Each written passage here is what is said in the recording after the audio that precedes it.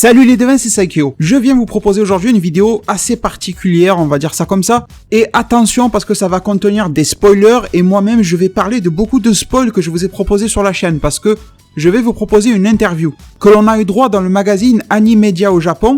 Donc une interview de monsieur Shunki Aizume et de monsieur Hiroyuki Sakurada. Le premier est producteur chez Fuji TV, c'est la chaîne de télévision japonaise qui diffuse Dragon Ball Super et One Piece aussi par exemple, chaque dimanche à partir de 9h du matin en heure japonaise. Et bon, la Toanimation, j'ai plus besoin de vous la présenter non plus. Donc fuyez cette vidéo si vous détestez les spoilers. Je vous remercie énormément d'être passé malgré tout. Et pour les autres qui restent, eh bien un énorme merci à vous aussi d'être là et de me suivre continuellement et de m'aider avec votre soutien qui prend la forme de j'aime sur mes vidéos, de vos commentaires par exemple et de vos partages aussi. Merci énormément pour tout ça.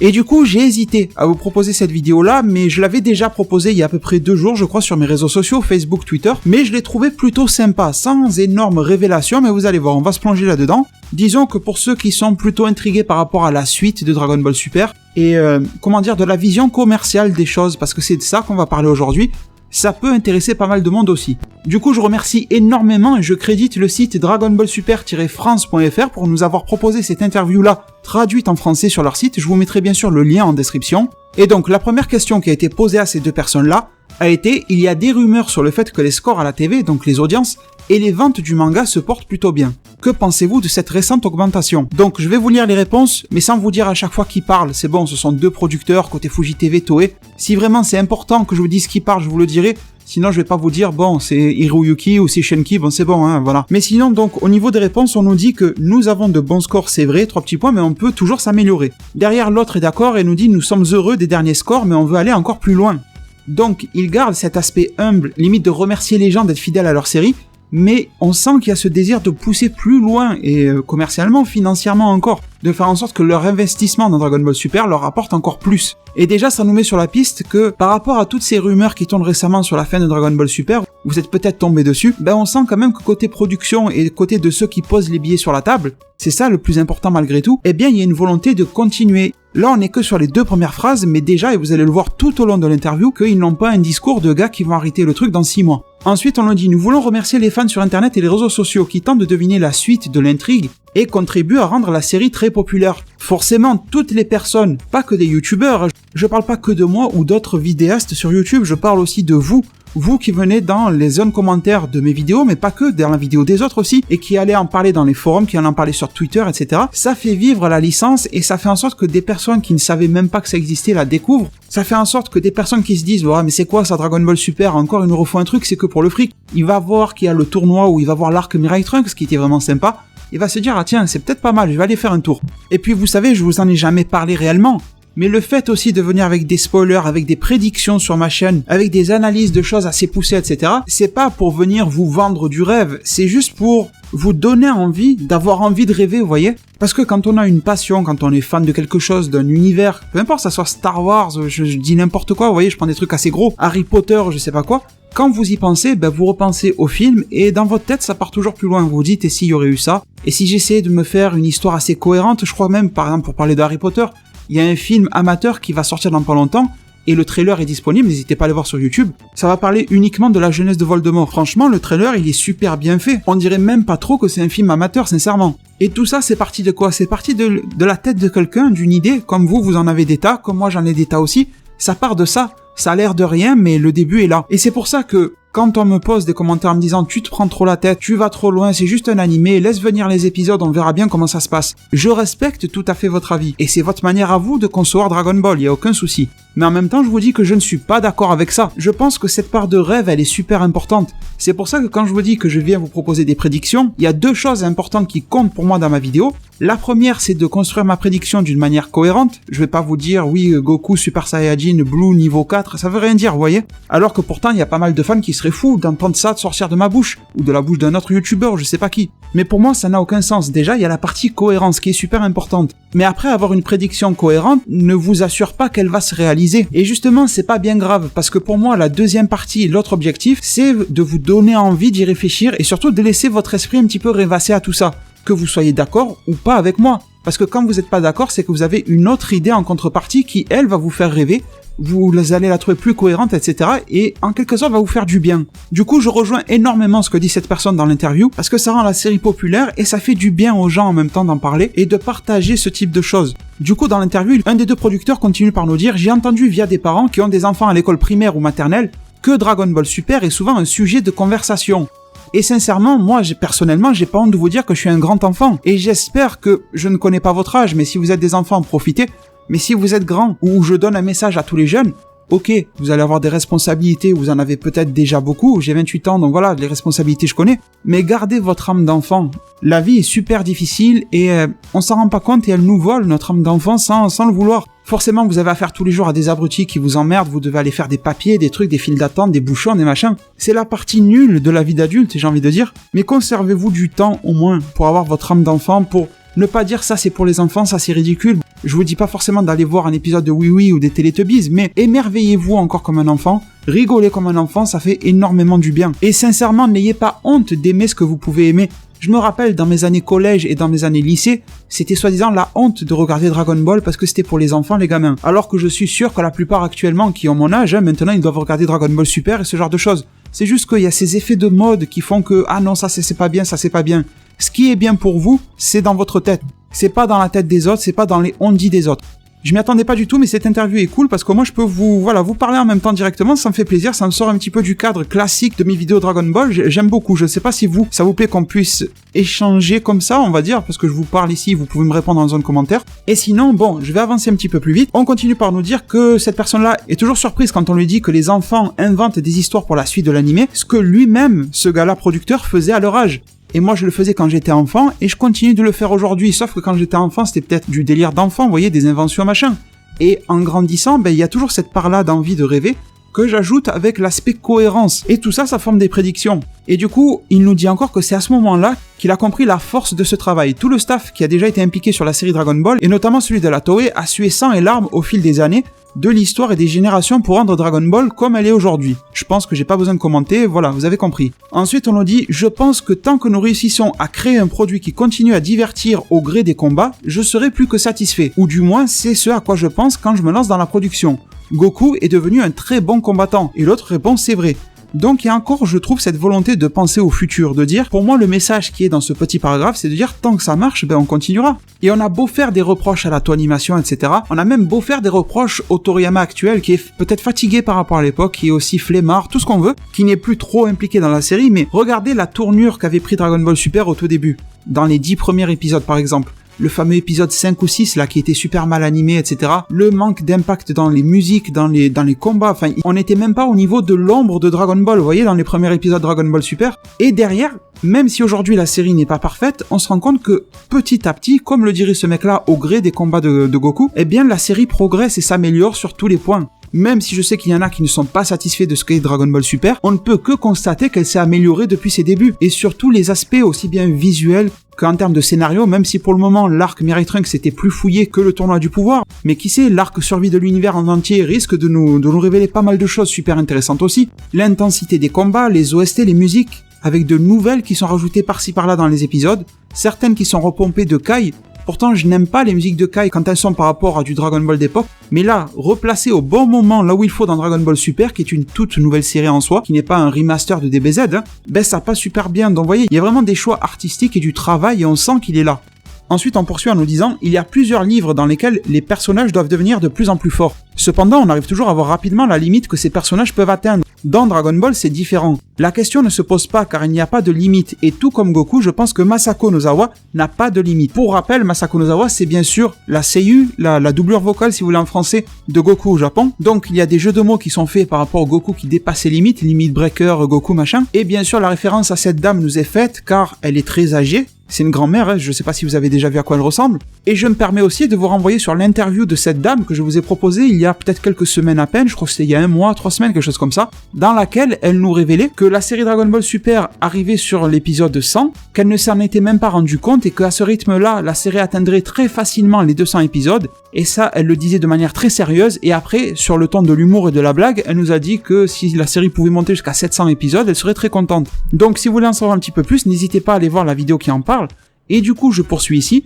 Une nouvelle question leur est posée. En prenant un peu de recul, Dragon Ball Super a passé en juillet dernier les 100 épisodes. Justement, comment vous sentez-vous par rapport à cela ? Un des producteurs nous répond en disant « Les deux séries Dragon Ball et Dragon Ball Z ont eu chacune un grand nombre d'épisodes. Nous avons encore beaucoup à faire de ce point de vue-là, entre parenthèses sur DBS. On peut donc dire que c'est aussi une limite à surmonter. Donc il faut pas non plus s'emballer en disant qu'ils ont pour objectif de dépasser les 291 épisodes de Dragon Ball Z, sachant qu'il y a aussi la centaine d'épisodes concernant Dragon Ball, mais encore une fois on sent que leurs yeux à ces producteurs-là, parce que le rôle d'un producteur c'est de penser à plusieurs années en avant, ils sont plus trop dans le présent, ces mecs-là ils sont déjà dans le futur dans leur tête, et on voit qu'ils veulent aller plus loin toujours, même si le message n'est pas clair comme quoi la fin de Dragon Ball Super sera après 200, 300 ou quoi que ce soit, on sent qu'il y a cette volonté d'étendre le maximum possible du moment où il y a une possibilité de créer des histoires. Et moi je pense que l'on peut avoir de très bons scénarios encore dans Dragon Ball Super. Je sais que beaucoup d'entre vous ne sont pas convaincus parce que d'après ces personnes on serait en train d'atteindre des sommets de puissance et de pouvoir, mais je pense que dans Dragon Ball on peut toujours aller plus loin. Et sans parler d'aller plus loin, je pense que on n'a pas besoin d'avoir des niveaux forcément égaux aux anges et aux Daishinkan pour avoir de nouveaux scénarios. On peut avoir de très belles histoires sur une exploration de planète Sarada, quelque chose comme ça, avec des niveaux de puissance beaucoup plus corrects, on va dire type niveau CJ God et CJ Blue, pourquoi pas, et avoir un arc exceptionnel. Bon bref, nouvelle question, on nous dit, au-delà de la longévité de la série, y a-t-il d'autres aspects sur lesquels vous prêtez une attention particulière concernant la qualité de production ? Réponse, ce n'est pas quelque chose que nous faisons consciemment, mais nous cherchons toujours à rendre fascinants les combats qui impliquent les personnages de Dragon Ball. Nous cherchons à montrer l'évolution de la force de Goku pour le spectateur et nous essayons de trouver le meilleur moyen qui conduira à notre héros à devenir encore plus fort dans ce processus. Après tout, il y a beaucoup d'adversaires intéressants dans Dragon Ball. Cette fois-ci, Freezer se retrouve dans le rôle insolite de l'allié. Donc on sent que, mis à part cette volonté d'étendre le plus d'épisodes possible la série, il y a aussi cette volonté de créer de l'intensité. Peut-être que vous avez été séduit ou pas, c'est pas là le souci, mais en tout cas c'est leur volonté.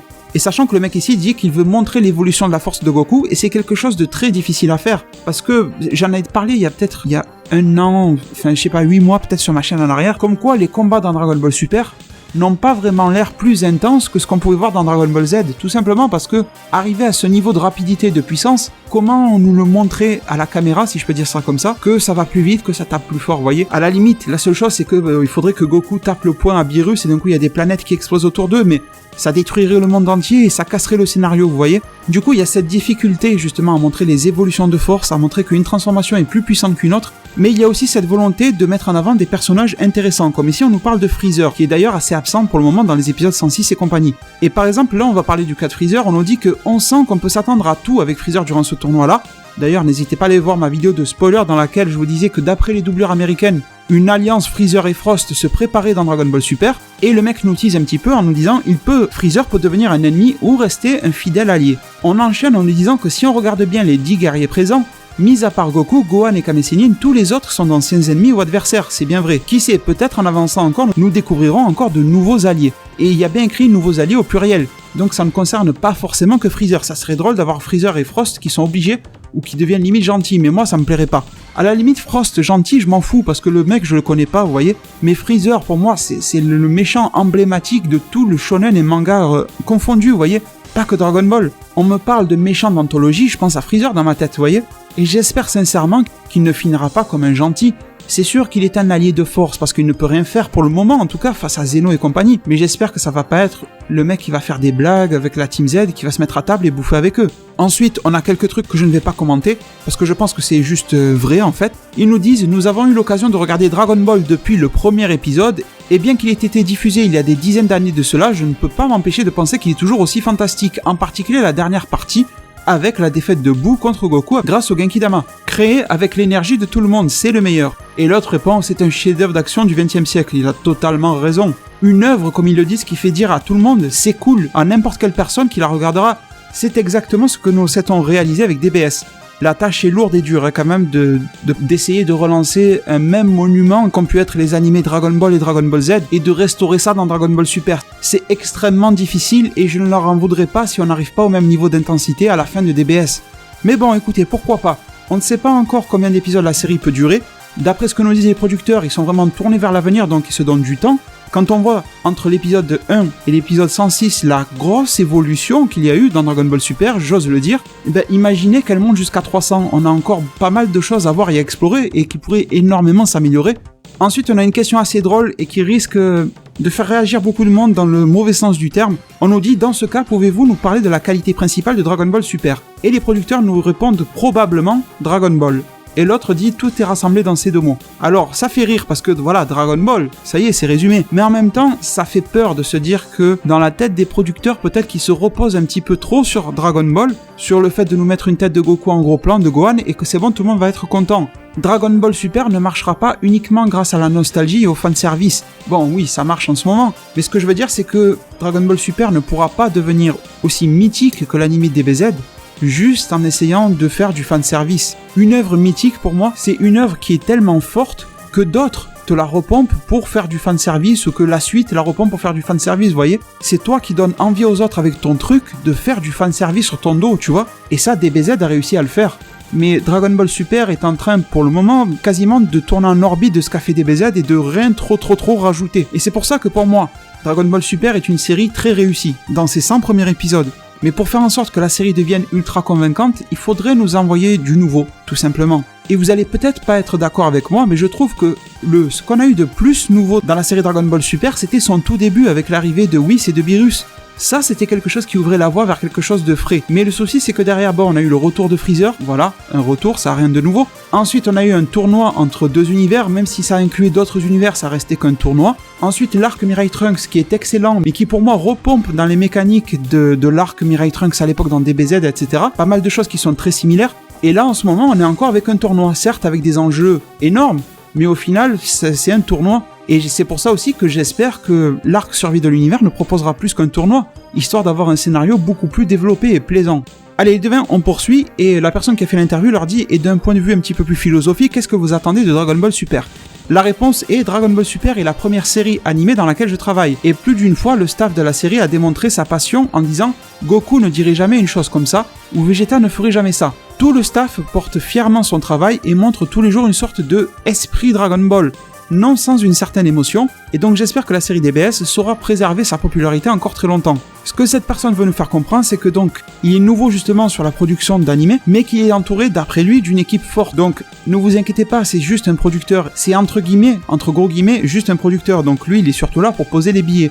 Mais ce qu'il veut nous dire, c'est que ces billets, il est en train de bien les utiliser justement, et de s'entourer d'équipes qui sont de qualité visiblement, et qui ont cet esprit Dragon Ball en disant, ben voilà, Goku ne ferait jamais ça, ou Vegeta ne dirait jamais ça. Ça n'empêche pas les incohérences et les choses que vous avez pu voir dans la série, mais probablement d'après les dires de ces gars-là, qu'il y a quand même des mecs qui font du travail pour faire en sorte que tout tienne la route. Ensuite, on nous dit que de plus, l'esprit Dragon Ball, plus que toute autre chose, signifie aussi la poursuite de l'évolution du personnage de Goku de la meilleure des façons possibles. Même l'arc Trunks du futur, quand il a battu Zamasu, était magique. J'ai particulièrement aimé. Bon, j'ai pas besoin de commenter ça. Et derrière, nouvelle question, on nous dit on est passé d'un Tenkaichi Budokai en 1vs1 à une Battle Royale dans le tournoi du pouvoir. C'était aussi un nouveau défi. Oui, c'est vrai que là, il y a un aspect nouveauté par rapport aux modalités du tournoi, mais en soi, ça reste un tournoi. Hein. Et derrière, on nous dit, dans le Tenkaichi, une fois fini son combat, Goku devait attendre longtemps avant son prochain combat, alors que dans une Battle Royale, nous pouvons le voir face à différents ennemis sans interruption. C'est vrai et c'est pas vrai, parce qu'au final, les épisodes sont souvent entrecoupés d'autres combattants qui arrivent et machin, bon. Mais dans la logique, il n'a pas tort non plus. Et derrière, on nous dit, ceci a été une évolution, quelque chose à laquelle les fans ne s'attendaient pas. Et derrière, question, en parlant de l'univers 7, quel autre personnage auriez-vous voulu faire participer? Et ça, je sais que ça va vous faire réagir dans un commentaire. La première réponse me plaît énormément, la deuxième, bon, ça va faire grincer des dents. Le premier producteur nous dit « Je ne sais pas comment cela se serait fini si nous avions fait participer Mister Satan. J'aurais adoré le voir ce Mister Satan là-dedans, même si forcément, au niveau du combat, on n'aurait rien pu en tirer. Mais qu'est-ce que ça aurait été drôle de le voir nous faire les mêmes choses, là, de champion du monde ou je sais pas quoi, de taper des poses devant Jiren qui le regarde avec un drôle d'air et tout, ça aurait été super drôle. Donc là, vraiment, je rejoins cette personne. Et l'autre dit, je me suis demandé la même chose à propos de Trunks et de Goten. Ah ben oui, ben cette chose-là, on se l'est tous demandé. Je ne vais pas revenir sur cette polémique-là. Vous savez que pour moi, Trunks et Goten avaient leur place au tournoi du pouvoir, d'autres défendent que non. Moi, je suis persuadé que si, mais bon, chacun son avis, encore une fois. Et ensuite, la question est, nous avons appris qu'au département éditorial, donc côté Shueisha, c'est-à-dire version manga papier, on va dire, de Dragon Ball Super, vous étiez tous très excités quant au retour de la petite Harale. Et là, les réponses sont assez drôles parce qu'on nous dit, elle aurait pu faire plus fort que Goku dans le tournoi, mais sans s'en rendre compte. Elle aurait peut-être même réussi à frapper Zeno. Et l'autre nous dit, je crois qu'elle aurait ruiné le champ de bataille. Voilà, il faut se mettre dans un contexte d'humour, même les deux gars là sont en train de rire. Je vois beaucoup de débats sur internet dans lesquels on nous dit, si Haralé avait été foutu dans le tournoi, bon, au passage, ça n'aurait été jamais le cas parce qu'elle est un personnage de gag manga et on ne peut pas l'adapter dans une histoire sérieuse comme ça. Eh bien, la question est qu'est-ce que ça aurait donné? Ben justement, bien sûr que Haralé pourrait défoncer le Daishinkan, pourrait défoncer tout le monde. C'est le but d'un personnage de gag manga, d'être ridicule, d'être imprévisible, de faire rire tout le monde, de faire des choses improbables. Là, il faut vraiment se sortir de la tête les débats de cohérence, de puissance, ça ne tient pas. C'est Haralé, c'est Dr Slump, il n'y a plus de questions à se poser. Là, ça relève juste du délire de l'auteur dans sa tête, l'auteur étant bien sûr Toriyama lui-même. Si vous voulez, la puissance de Haralé ne se calcule pas et elle est infiniment drôle, vous voyez, c'est ça qu'il faut comprendre. Faut pas se prendre du tout la tête avec la puissance de Haralé. Et ensuite, les devins, on en arrive à la fin de cette interview-là.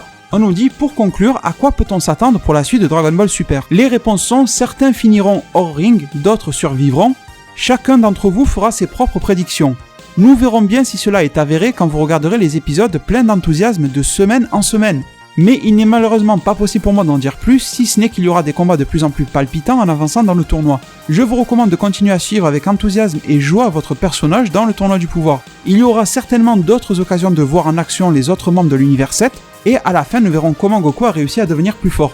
Et c'est ce que nous voulons s'il vous plaît. Je peux vous assurer que ce n'est pas tous les jours que l'on pourra voir Goku combattre avec autant d'adversaires à la fois. Du coup, je trouve qu'il y a beaucoup d'enthousiasme là-dedans. La personne a posé une question très large concernant la suite de DBS et ces deux personnes-là ont répondu uniquement par rapport au tournoi. Je sais pas si vous en rendez compte. Donc je pense que bien sûr, ils sont liés commercialement, ils veulent pas perdre leur place. Ils n'ont pas le droit de révéler tout ce qui va se passer dans ce tournoi du pouvoir et encore moins de révéler ce qui va se passer après dans l'arc suivant. C'est clair et net. Au passage, pour ceux qui douteraient qu'il y aura un autre arc à la suite de celui-ci, normalement c'est bon parce que au Japon, il a été confirmé par le site Amazon JP, Amazon Japon, que les épisodes jusqu'au 133 seront bien commercialisés. Ça ne veut pas dire que ça va s'arrêter au 133, c'est juste un planning de vente et commercial. Amazon ne va pas lister tous les produits qu'ils vont vendre pendant les 10 prochaines années, vous voyez, ça s'arrête à quelques mois. Mais en tout cas, déjà, ça ira jusqu'au 133. Après, on peut se dire que le tournoi du pouvoir et l'arc survie de l'univers iront jusqu'au 133, si vous regardez bien. Il reste pas énormément d'épisodes pour y arriver, mais ça fait quand même encore quelques mois. Alors, de tournoi, ça ferait un petit peu long aussi, hein.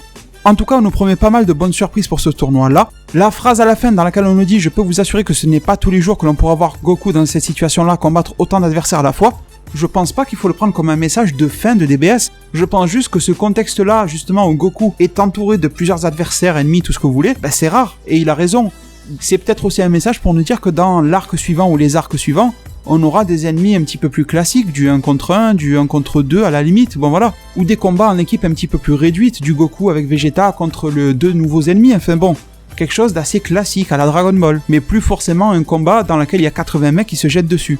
Et je comprends bien qu'on peut pas refaire à chaque fois ce type d'action-là, parce que sinon ça demande à chaque arc de créer de nouveaux designs, de nouveaux personnages, de nouvelles biographies, enfin bon, ça fait énormément de travail à chaque fois de création. Du coup, je ne sais pas, quel est votre avis par rapport à tout ça? Moi je trouve que c'est une vision très optimiste de la part de ces deux producteurs-là. Comme je n'ai pas arrêté de vous le répéter, ils sont très tournés vers l'avenir, et en plus ils ont de quoi être rassurés, ou du moins de quoi avoir envie de continuer vers l'avenir. Tout simplement parce que, comme il est dit dans le tout début d'interview, la série DBS n'arrête pas de monter aussi bien en audience qu'en vente du manga, et aussi bien en termes de sa popularité sur les réseaux sociaux qui font, dans notre monde actuel 2017, la force aussi de quelque chose ou les faiblesses. Facebook et Twitter ne vous rapportent pas de l'argent directement, mais quand on parle énormément de vous en bien là-dessus, il y a quand même une rentrée d'argent indirecte, vous voyez ce que je veux dire. Donc, à l'heure actuelle, tous les voyants économiques sont au vert, côté production de Dragon Ball Super, donc je ne vois pas pourquoi il s'arrêterait là. Moi, bien sûr, je suis partant pour que tant qu'il y a de l'idée, pour que l'on continue, et que l'on sache bien sûr s'arrêter au moment où les idées ne seront plus au rendez-vous, ou ne sauront plus convaincre le public. En tout cas les devins, je pense vraiment en avoir fait le tour de cette interview-là, ça m'a fait plaisir de prendre le temps d'en parler avec vous, d'en discuter. Faites-moi bien sûr tous vos retours en zone commentaire, j'espère également vous trouver très nombreux au niveau des likes, des j'aime de cette vidéo-là. Je vous remercie énormément d'avance pour tout ça, prenez soin de votre futur, et à plus pour de prochains arts divinatoires.